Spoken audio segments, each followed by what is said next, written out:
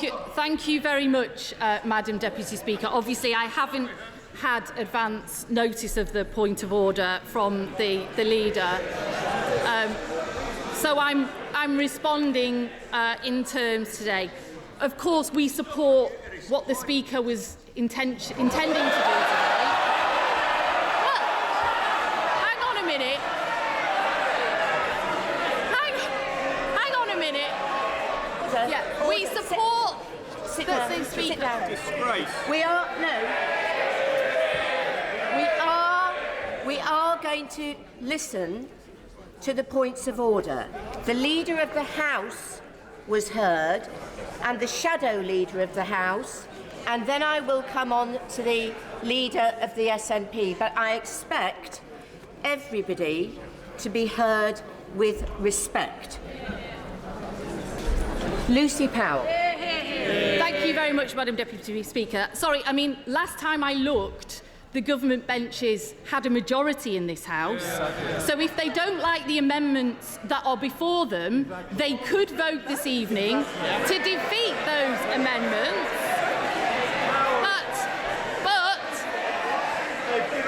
But they have decided now not to, I understand, vote in those debates. So perhaps we have to ask the question whether or not they do still command a majority in this House this evening, or whether they're trying to hide behind some other reason. Because keep shouting, you're just embarrassing yourselves, quite honestly. You've given up governing. Absolutely giving up governing. Give it up. The Speaker is trying, I think, Madam Deputy Speaker. Order. It's so bad just to be shouting the Shadow Leader of the House down. Members and right honourable members should think what they are doing in behaving like this. The Shadow Leader of the House will be heard, and I am sure she will be coming to the point of order that she wants me to rule on. There are a large number of members on this side of the House who wanted to express their view this evening in being able to vote for a motion in their name, for an amendment in their name. Okay? They're still shouting me down, Madam Deputy Speaker. They have an amendment in their name, which they obviously clearly don't have the numbers to now get through this House, because and it's astonishing, really, Madam Deputy Speaker, that the party opposite are now suddenly finding themselves standing in defence of the Scottish Nationalist Party, something I didn't think I'd see very often. But if they've got the numbers to command a majority in this House, then they should vote for their amendment. The Speaker had every right to let us have a say on ours this evening, to have the maximum number of options. And the Leader of the House might want to consult the former Leader of the House, the member for North East Somerset, who said that the Speaker had in fact taken the right decision to make sure that the maximum number of options were available to this House this evening. So thank you very much, Rhoda.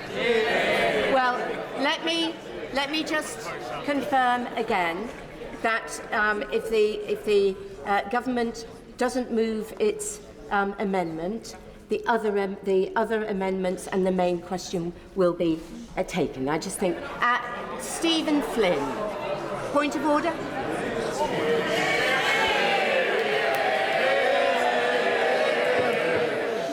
Madam Deputy Speaker, may I firstly begin my point of order by just re-emphasising that we are all here tonight to vote on the civilian deaths in Gaza and the appalling situation that has been faced by nationals in Israel too. We all must remember that. Madam Deputy Speaker, if I have listened correctly to what has just been said, on SNP Opposition Day, should the Labour Party's motion be carried, then the SNP's vote will not be held. Secondly, if I have read the clerk's letter to all members correctly, which was sent to the Speaker, this was a consequence that he was warned of. So can you please advise me, where on earth is the Speaker of the House of Commons? How do we bring him to that seat to explain, how do we bring him to this House now to explain to the Scottish National Party why our views and our votes in this House are irrelevant to him?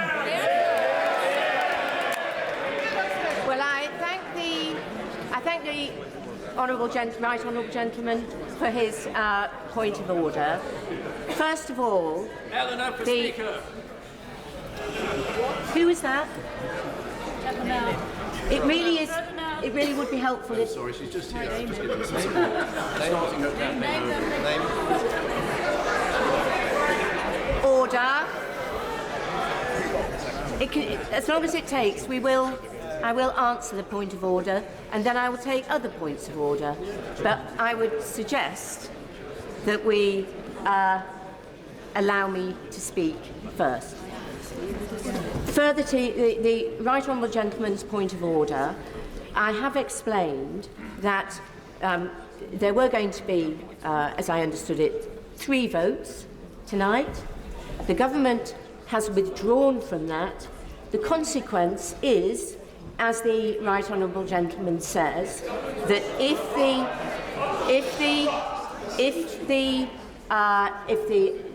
Labour Party amendment is passed, it is then added to the SNP motion. So there is not. So he is right.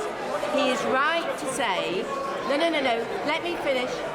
He is right to say that there would be, if there was a division, there would be just 1 vote. But if it goes through, then we move on to the next business. Let me first of all take the point of order from the Chair of the Procedure Committee.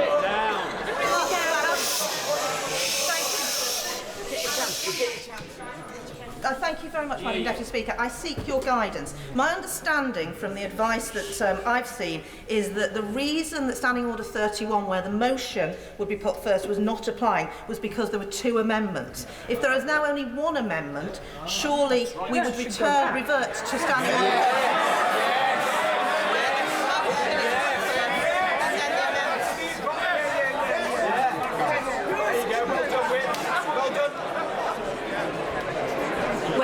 The Chair of the Procedure Committee for her point of order, but if the government amendment is not put, then we revert to the amendment from the Labour Party. That is put. That amendment is put. If it is passed, then the SNP amendment is amended, and there is then the question is put on the SNP amendment. Point of order. I'll come back to Stephen Flynn, and then I'll come to Mr. Ragg. Madam Deputy Speaker, follow to my earlier remarks and on the back of the remarks which have been made there. I'm afraid that you did not provide clarity to me in relation to, 1, where the Speaker of the House of Commons is. Secondly, what mechanisms are available to members to bring him to this House to explain that the SNP opposition day has turned into a Labour opposition day. And thirdly, and most importantly, I must insist to you, Madam Deputy Speaker, that the SNP motion is voted on first, as the Chair of the Procedure Committee has just outlined.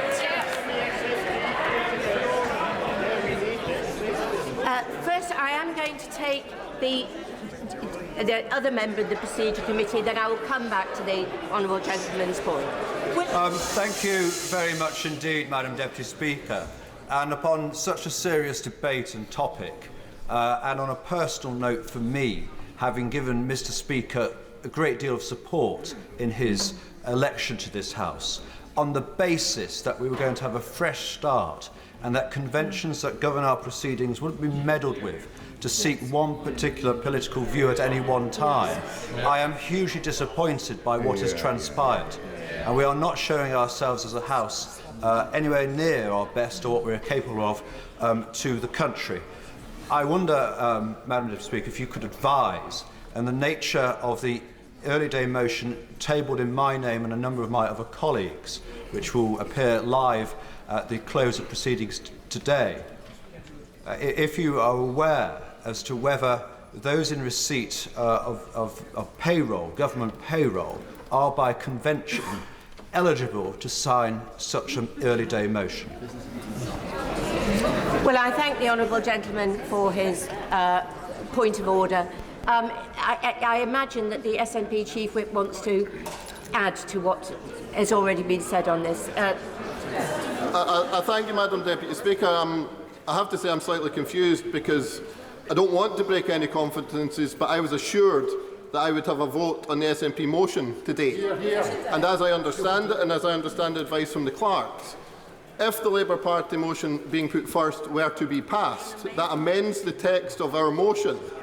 And the vote then, given that that amendment removes all of the text of our motion, we would not have a vote on the text of our motion on our opposition day. How can this possibly be allowed to happen? Let me first of all address the point from the right honourable gentleman, the leader of the SNP. First of all, the Speaker set out very clearly this morning the reasons for his decision to give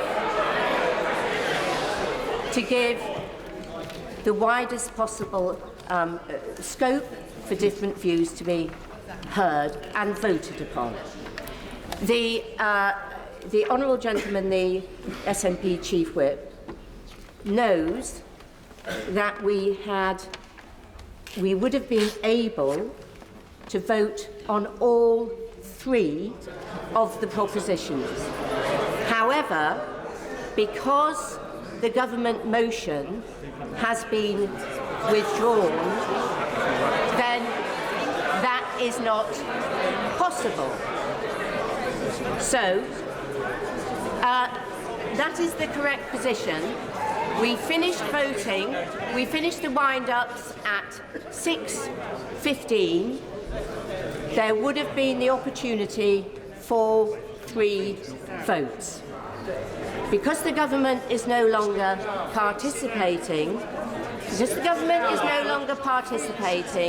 I will put the question. I'm finishing this point of order. Not point of order on a point of order. I will put the question on the Labour amendment, and he is quite right. If he will sit down, I'm responding to him. I am responding to him, so he needs to sit down. He needs to sit down. So I will put the Labour amendment. He is right. He is right. No, I'm answering his point of order. Sit down. He asked me whether that would amend the SNP motion. Yes, it would, if it is passed, but the SNP do not agree with the wording, they can vote against it. Let's be clear. Let's be clear. Let's be clear. That is the situation. That is the situation. I'll come back. Point Philip Davis. Madam Deputy Speaker, it seems that the Speaker of the House of Commons was put under intolerable pressure. The BBC Newsnight political editor, Nicholas Watt, tweeted that senior Labour figures tell me that the Commons Speaker was left in no doubt that Labour would bring him down after the general election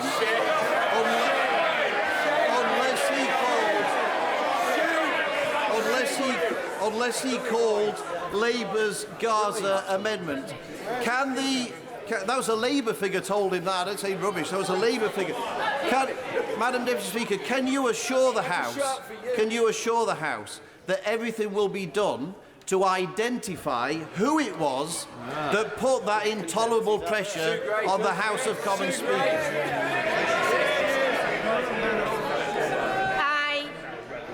Sit down.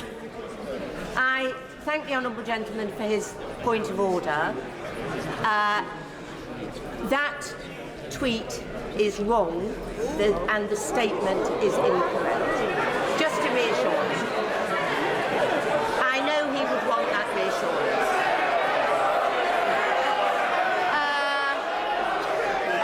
Point of order, Stephen Flynn. Madam Deputy Speaker, I'm afraid that I am going to have to try for a third time. Can you please advise me where the Speaker of the House of Commons is, what mechanisms are available to bring him to this House, and as we wait for a deliberation to be made in that regard, I move that this House, you use the powers that I trust you have to suspend this House until the Speaker is brought here. You can't do that. You can't do that.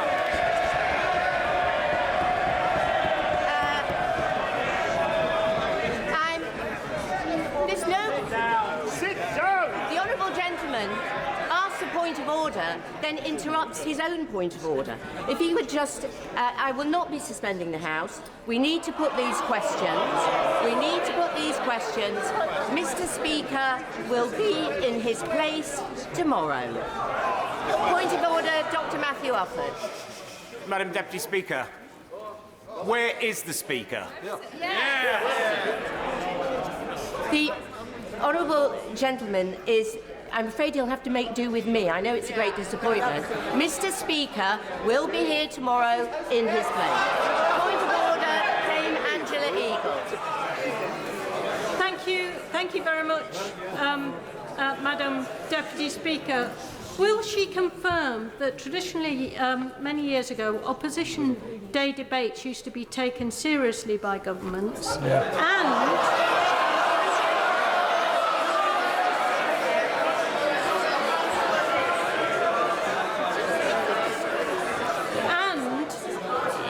if they were lost, as happened when the Labour Party was in government with the Gurkhas motion, the then government used to put them into effect.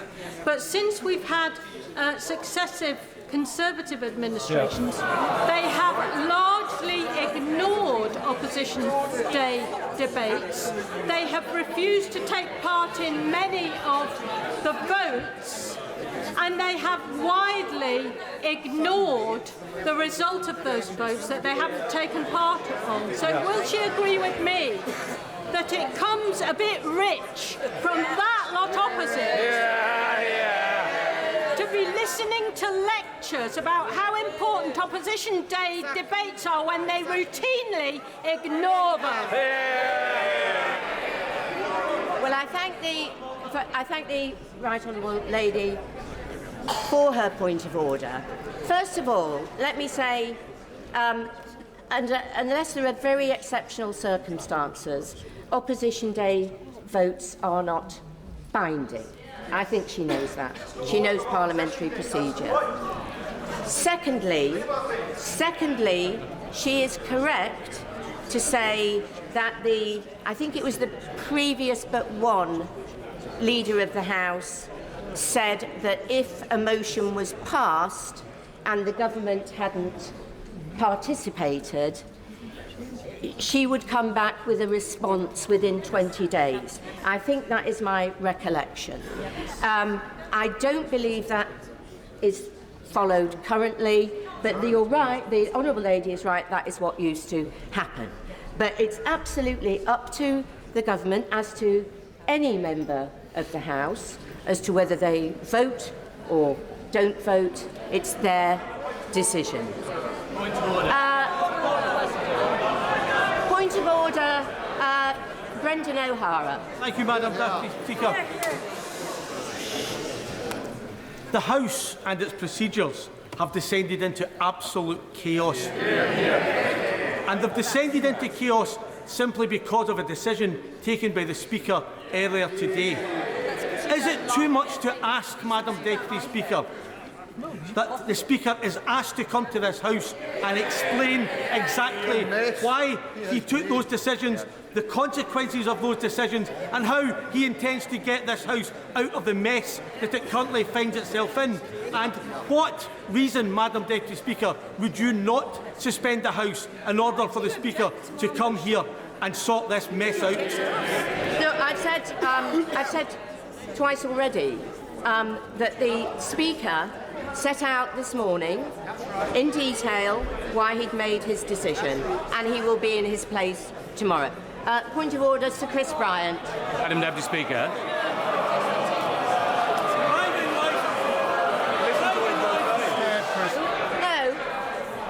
No. You will listen to the points of order. And listen politely. It looks so bad on such an important issue. And no point in shouting me down now. To our constituents, if they just see people who are raising perfectly reasonable points of order, that they're just shouted down. Not good. Not good. Sir Chris Bryant. There are perfectly legitimate views on different sides as to the propriety of today's proceedings. However, I would just say gently to some honourable members opposite who have said that you cannot possibly have an opposition day motion being amended by another opposition party, that some of the members who are shouting the loudest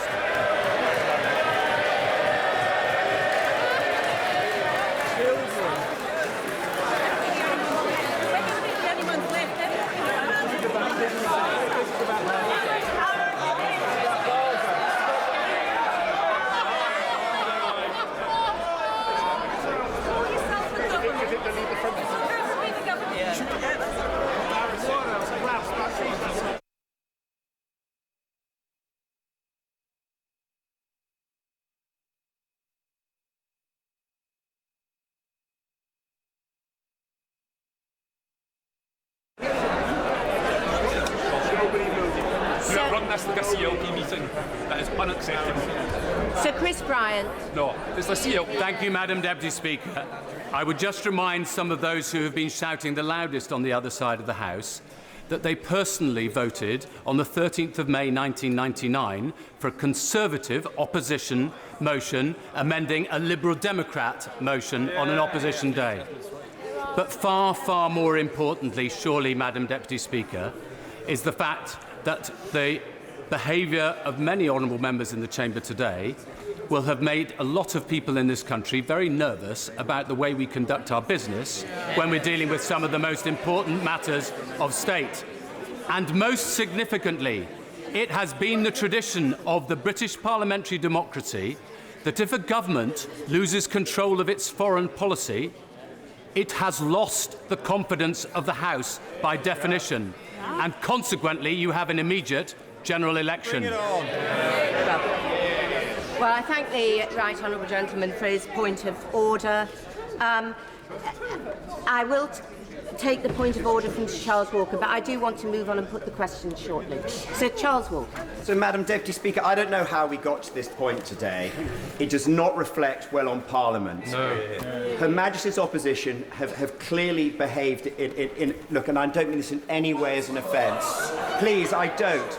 Have behaved. People are frightened. People have weaponised this debate in this chamber. Whips are frightened for their flocks.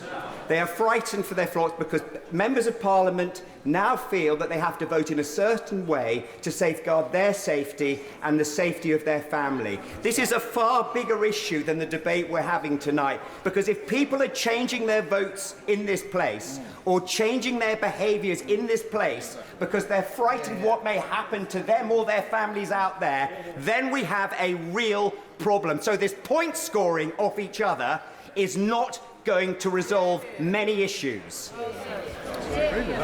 Well, I thank the right honourable gentleman for his point of order. He speaks with his usual passion, and I think he is absolutely right to say what we now need to do is to move on. I want to put the questions, and then we will move on to a further debate. And I do hope that Mr O'Brien is following in that spirit. Just, and I thank you for taking the point of order, Madam Deputy Speaker. I believe that today the SNP have been treated unfairly. But it's not just the SNP that have been treated unfairly, because those of us who would like to vote for the SNP motion, now if we want to do so, must vote against a Labour Party motion, a motion which the Honourable Member for the Ronda just said would lead, if we voted for it, to an immediate general election. So we are being placed in an unfair position if we wish to support the SNP motion. Now, this afternoon we've now seen the exit of the SNP from the chamber and the exit of many people on this side of the House too. We're clearly in an intolerable situation, and it's a sad situation, Madam Deputy Speaker. I believe the current Speaker is a man of honour, and he's done a great deal over recent years to restore the reputation of the Chair after a period that was a dark period for this House. However, even if he believes that the constitutional innovation that he's introducing today is a good one, today, at this moment, was not the time to change the rules. You've heard from the Chair of the Select Committee there is a serious question about the order here and the constitutional propriety of which order these questions are being taken, a question being put by the SNP too. And can I suggest that if you're not prepared to suspend the House, that we at least defer the divisions that are supposed to be happening this evening until we can resolve these issues? And as a final point, because in this House it is courteous and traditional that the person who you are talking about is always there when they are discussed, that we should defer those divisions so that we can hear from the Speaker himself before we come to vote on these issues, because otherwise I believe a great injustice is being done to the SNP, but other members as well of this House. I thank the honourable gentleman for his point of order, but I just want to be clear again. There was the ability to have a vote on all three of the motions that were before the House. The situation has changed, but that does not mean that I would then withdraw the questions and not put them, because they are still before the House, and I intend to proceed with them in the way that I have suggested. And I'm just going to take a point of order from Mr MacDonald. John MacDonald. I was going to suggest that the Speaker displayed immense flexibility this morning, and I was going to suggest that that flexibility was exerted again to enable us to have a separate vote. But now the SNP have gone, there is no other way than I can do this to ensure that my constituents know that I will be voting for the Labour amendment, but I would have also voted for the SNP motion. I want that on the record. I am going to take the chair of the Procedure Committee, because I would gently suggest that we do perhaps, if honourable and right honourable members could restrain themselves. I think the chair of the Procedure Committee may have something to share with us about what she is looking at in terms of which was at the Speaker's request, I believe. Thank you, Madam Deputy Speaker. On a point of order, I just wanted to make the point that the honourable gentleman from the Ronda is correct that in the precedent we've seen, there was a Conservative Party amendment to a Liberal Democrat Opposition Day motion, but there was no government amendment, and that is the difference. As there is now no longer a government amendment, I'm still confused as to why we're not returning to the rule, the order of precedence set down in Standing Order 31. Because of I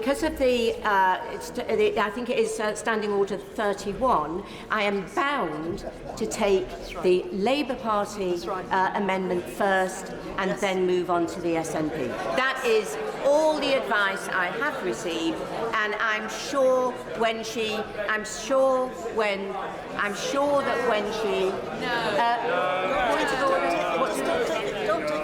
Just don't take it. Don't take it. I'm not taking that. I will. Just don't take it. She's throw him out. No. The question is that the House do sit in private. As many as are of that opinion say aye. No.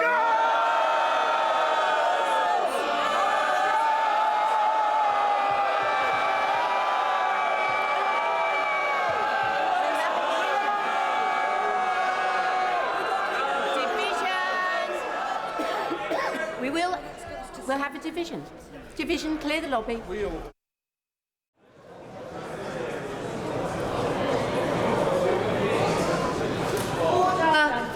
Order. The ayes to the right, 20. The noes to the left, 212.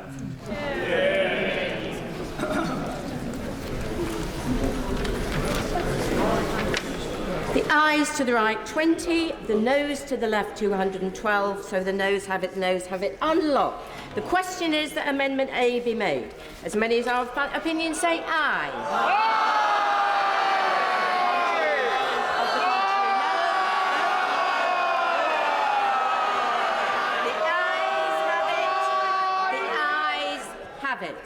The question is the motion as amended.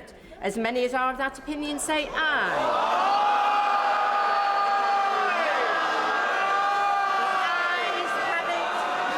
The ayes have it.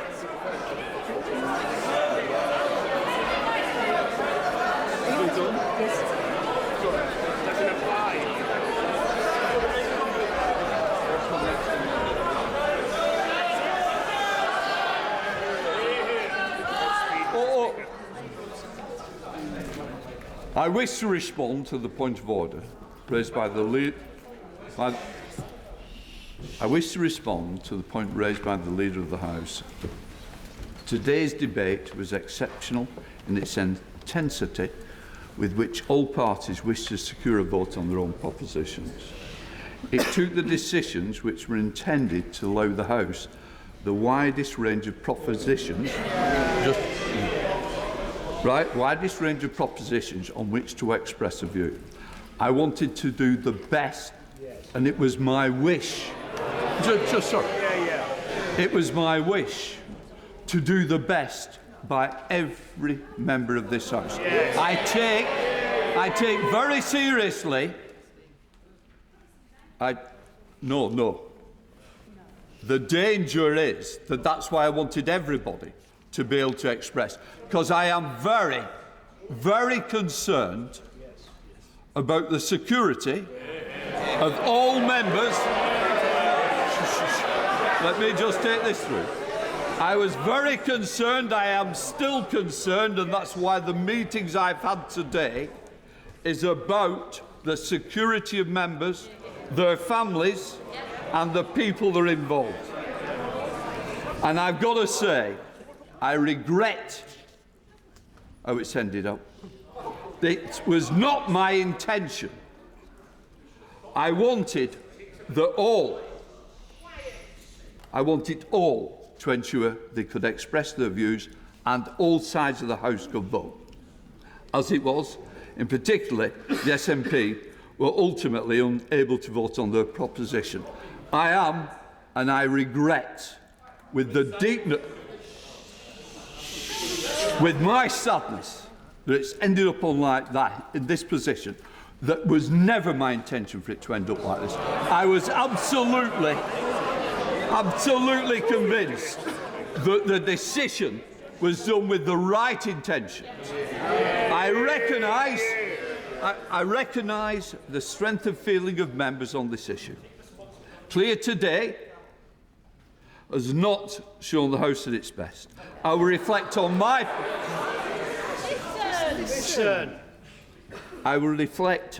part in that of the course I recommit myself to ensuring that all members of this House are treated fairly.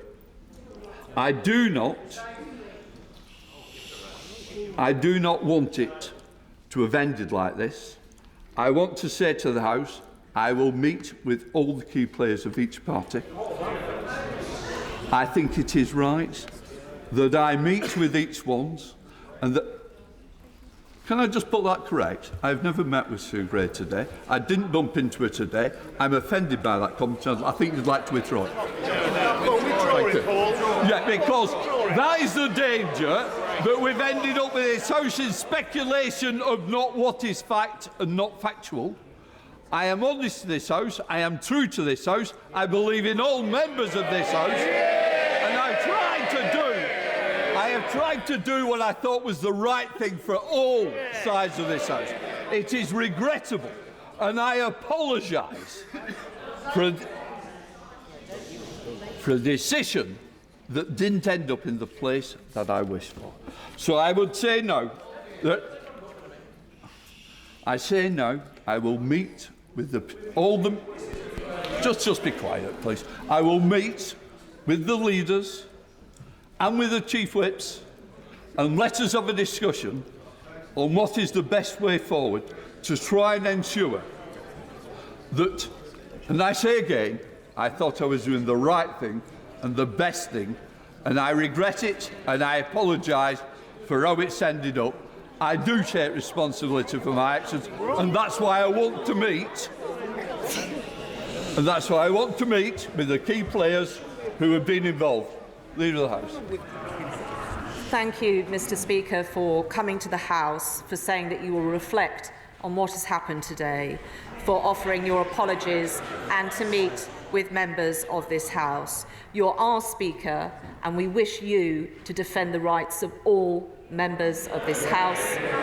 And I thank you for recommitting yourself to those responsibilities today and for coming to the floor of the House. Just to respond to that, that is why I tried to do that in the first place. It ended up in the wrong place. And I do say I apologise to all, and in particular to the SNP. And I say it's not where I wanted, it is where I am. I will now leave it at that for the moment, but I do want to meet as soon as possible. Point of order, Steve. Point of order, Mr. Speaker. Can I firstly begin by echoing your sentiments in relation to the debate that was had in this chamber in relation to the most important of matters with regards to the safety of civilians in Gaza and indeed those in Israel. There has been a difference of view in the House today, but I think that difference of view has been expressed in a way which we can all agree has been in a positive fashion, in the best fitting way of any democracy, any functioning democracy. Mr. Speaker, whilst I acknowledge your apology, the reality is that you were warned by the clerks of the House that your decision could lead to the SNP not having a vote on our very own opposition day. As a result, we have seen the SNP opposition day turn into a Labour Party opposition day. I'm afraid that that is treating myself and my colleagues in the Scottish National Party with complete and utter contempt. And I will take significant convincing that your position is not now intolerable. To respond to that, and quite rightly, I understand the feeling. As I said, I would like to have that conversation in private. I would like to meet with you as soon as possible. I'm now going to leave it to continue. Sorry. Point of order. No, come. Thank you, Mr. Speaker. Can I just make a point of order that actually the amendment in the name of the Leader of the Opposition was this evening passed unanimously, and therefore, yes, it was, and therefore.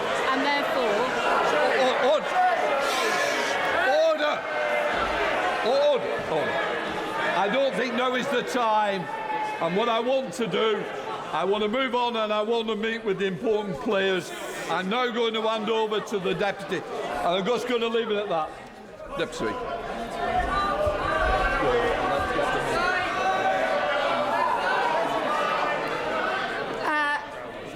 I will take one more point of order and then I really think we need to move on. Kit Malthouse.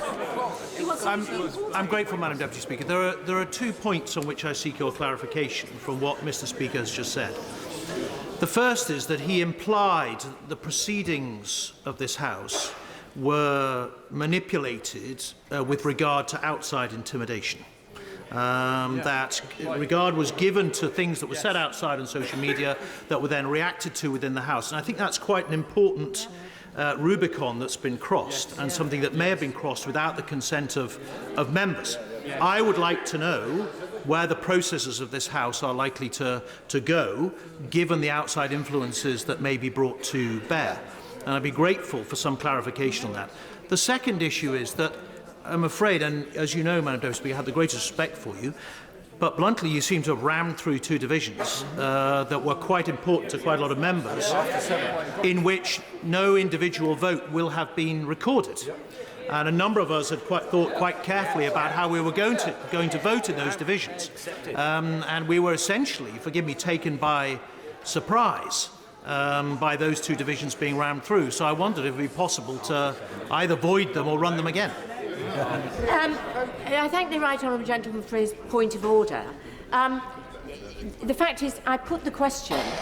Nobody called against it.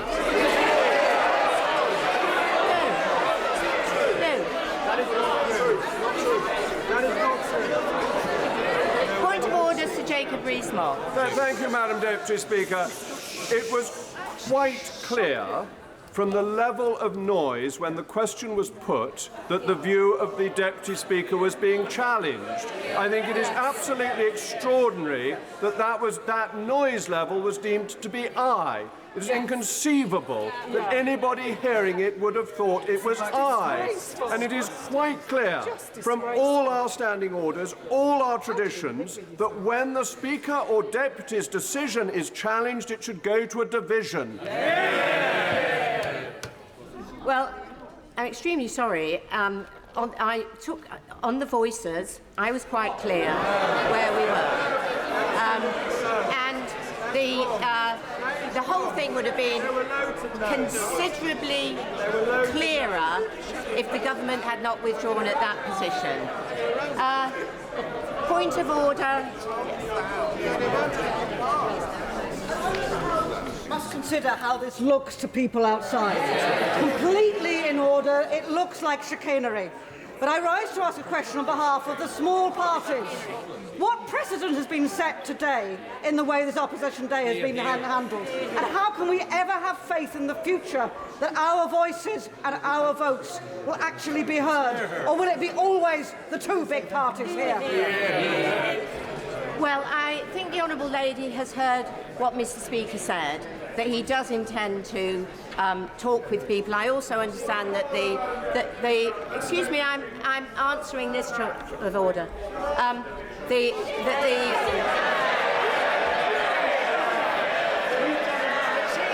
honourable gentleman must resume his seat. Sit down. Sit down. Sit down. I also know that the chair of the Procedure Committee is going to be looking at some of the issues that have been raised as well, at the request of the Speaker. And I think, point of order. Thank you, Madam Deputy Speaker. I wonder if I can get your guidance on how I can make my views more known to my constituents. I was one of the first members of Parliament. I was one of the first members of Parliament to call for the release of hostages combined with a permanent ceasefire. I lost my government job as a result of it. I was also because people misrepresented my position, someone suggested on social media that they should show my wife a real man. Someone also suggested that they would attack me and my family. Already today, Labour councillors in my patch are tweeting that I have not supported a ceasefire. I wanted to vote with the Scottish National Party motion on a ceasefire. Can you advise how I can make my constituents clear of my views if I'm not able to vote on it? Well, I think the honourable gentleman has put his views on the record by what he's just said. Thank you. Point of order, Alan Brown. Thank you, Madam Deputy Speaker. On a point of order, is Mr. Speaker going to explain how many Labour Opposition Day debates have taken place since October the 7th, whereby no motion and a ceasefire was brought forward, and why Mr. Speaker thought suddenly today, an SNP Opposition Day, that it was really important that a Labour amendment was taken when they had their own chance several times to bring forward a debate and a motion and a ceasefire in Gaza. Well, I thank the honourable gentleman for his point of order. He has, Mr. Speaker has said that he will be meeting with the leaders and the whips of the parties, and I'm sure that will be something that's point of order, Sarah. I thank the Madam Deputy Speaker for this point of order and hearing all of our points of orders. I cannot be alone in this place today in being utterly embarrassed at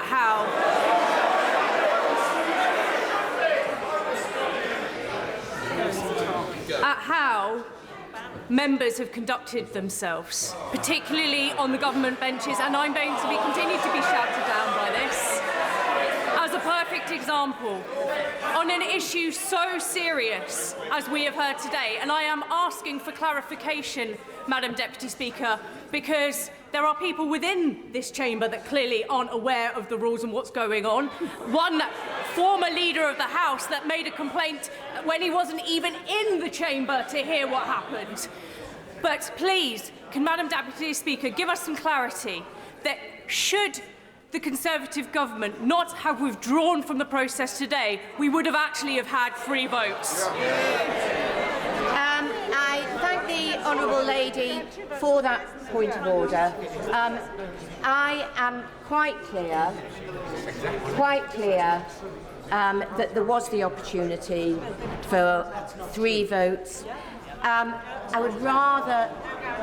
I think the honourable gentleman may not know of all the discussions. I was very clear that there was the opportunity for it. I'll take one more point of order. Dr. Caroline Johnson.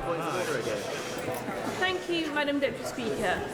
I'd be grateful if you could provide me with some clarity on procedure, because you're a much more experienced Member of Parliament than I am, on 2 points.